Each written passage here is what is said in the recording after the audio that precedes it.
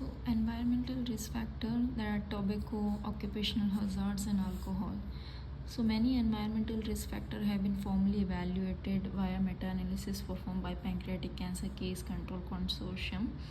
And smoking, that is the best characterized environmental risk factor for pancreatic ductal adenocarcinoma.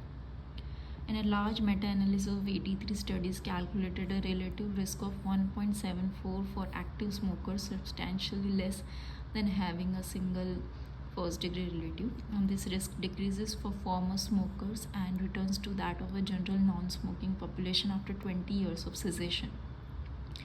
So individuals who smoke and have first degree relative affected by the pancreatic ductal cancer, they are twice the risk of developing pancreatic ductal adenocarcinoma compared to non-smokers with first degree relative diagnosed with pancreatic ductal adenocarcinoma. And the impact of environmental tobacco smoke, second-hand smoke on long-term risk is unclear.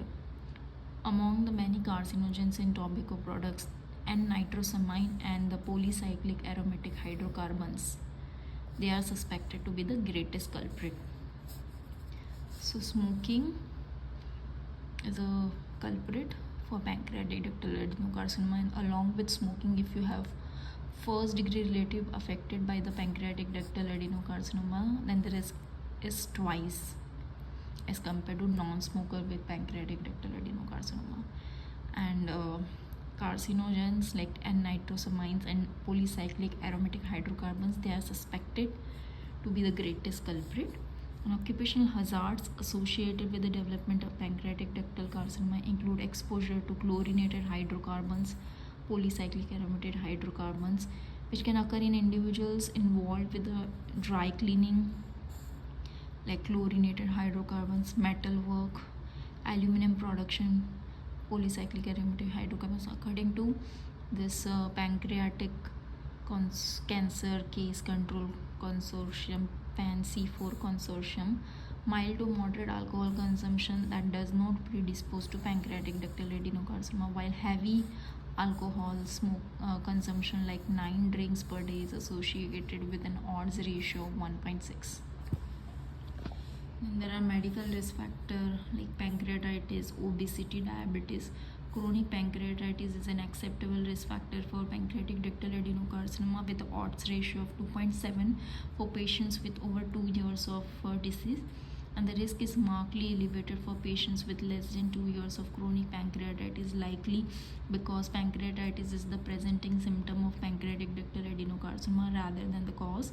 Evidence from over a dozen studies suggest that obesity is a mild contributing risk factor for pancreatic ductal adenocarcinoma, and proposed mechanistic link include hormonal insulin and insulin-like growth factor 1 and inflammatory influence of the pancreatic cell, as well as increased carcinogen exposure related to food consumption.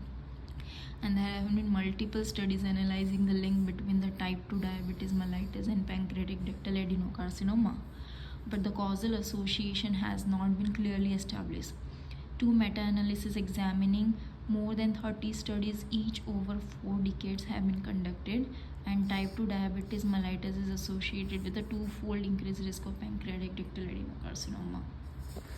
And patients with the long standing diabetes, like more than 5 years, have a mildly increased risk for compared to those without diabetes, and suggesting the disease may indeed contribute to tumorigenesis. And similar to obesity, the hypothesis that increased risk of insulin and insulin-like growth factor 1 may contribute to disease development.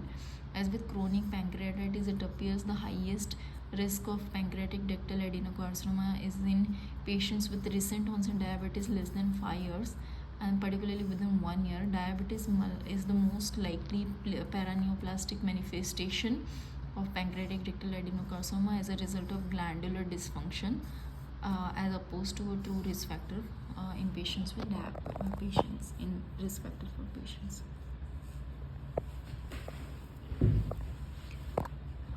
Anatomy and pathology. So the pancreas contains epithelial cell layer, exocrine and endocrine cells, and the majority of the patients comprised of the exocrine cells, which line in the organized ductal network. Acinar cells synthesize and secrete digestive enzymes, and largest duct are lined by the intercalated duct cells and secrete bicarbonate and water.